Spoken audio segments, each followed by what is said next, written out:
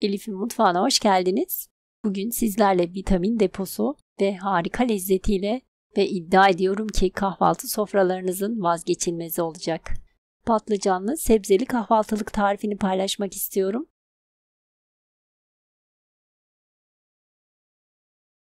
Üç adet orta boy patlıcanı iyice yıkayalım. Baş kısımlarını keserek patlıcanın kabuğunu soymadan ikiye bölelim. Videoda gördüğünüz gibi olabildiğince ince olacak şekilde doğrayalım. Doğradığımız patlıcanları derince bir kabın içerisine alalım.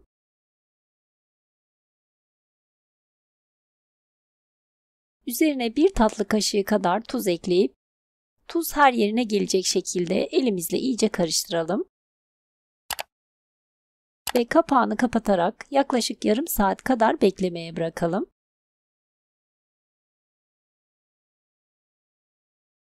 Bu sırada kahvaltılığımızın kremini hazırlayalım.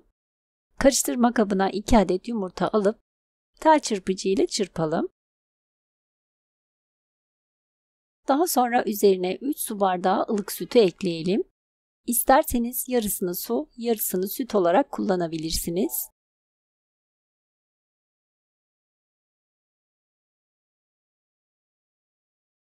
Bir silme yemek kaşığı şeker ve bir paket instant maya ekleyip karıştıralım.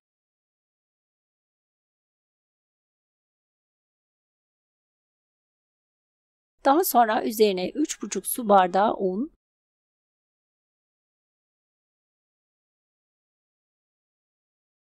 ve 1 tatlı kaşığı kadar tuz ekleyip pürüzsüz bir kıvam alana kadar çırpıcıyla karıştıralım.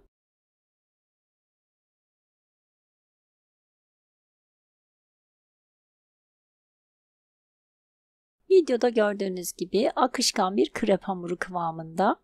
Üzerini kapatalım ve yarım saat kadar oda sıcaklığında mayalanmaya bırakalım. Ve bu sırada sebzelerimizi doğrayıp hazırlayalım. 1 adet kırmızı kapya biberi videoda gördüğünüz gibi incecik olacak şekilde doğrayalım. 1 adet kuru soğanı da yine ince ince doğrayalım. 3-4 adet sivri biberi de yine ince ince doğrayalım. 5-6 dal taze soğanı da ince ince doğrayalım.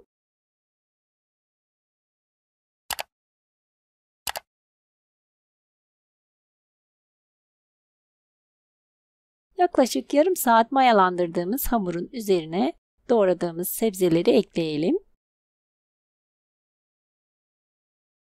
Ve rendelediğimiz 1 adet orta boy patatesi de yine üzerine ekleyelim. Birkaç dal ince kıyılmış maydanoz. 1 çay kaşığı kadar pul biber, yarım çay kaşığı kadar karabiber ekledim.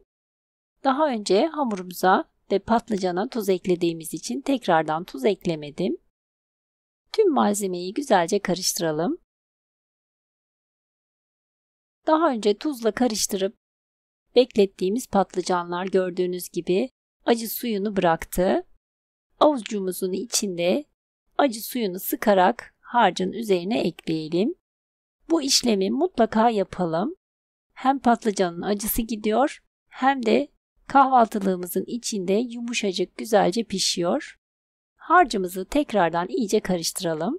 Patlıcanlı gözlemeyi andıran harika bir tadı oluyor. Dilerseniz patlıcan yerine ince kıyılmış mantar da kullanabilirsiniz. O şekilde de çok lezzetli olacaktır. Kıvamı gördüğünüz gibi kahvaltılığımız pişmek için hazır.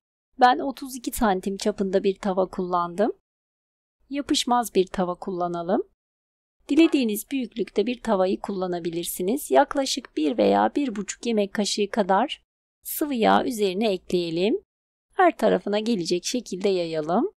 Tavayı biraz kızdırdıktan sonra benim tavam büyük olduğu için ben 3 kepçe dolu dolu 3 kepçe harç ekledim.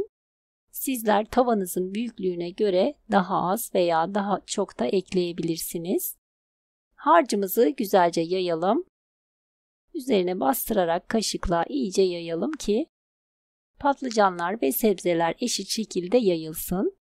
Daha sonra kısığa yakın orta ateşte Alt kısmı kızarana kadar pişirelim. Göz göz olmaya başladığında üzerine yine yaklaşık 1,5 yemek kaşığı kadar sıvı yağ gezdirelim.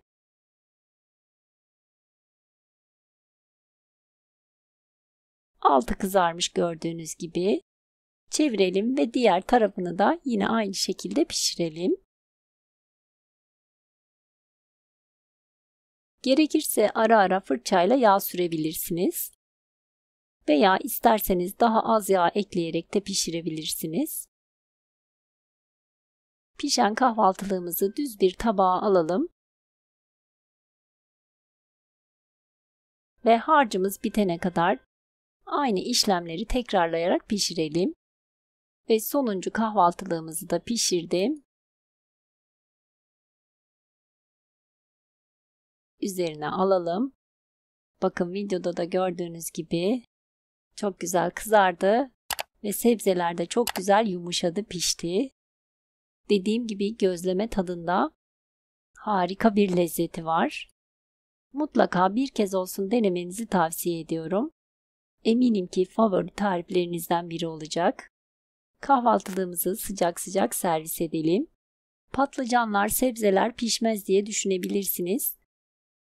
Ama hiç tereddütünüz olmasın. Hepsi yumuşacık bir şekilde pişti. Eminim ki sizler de denerseniz çok beğeneceksiniz.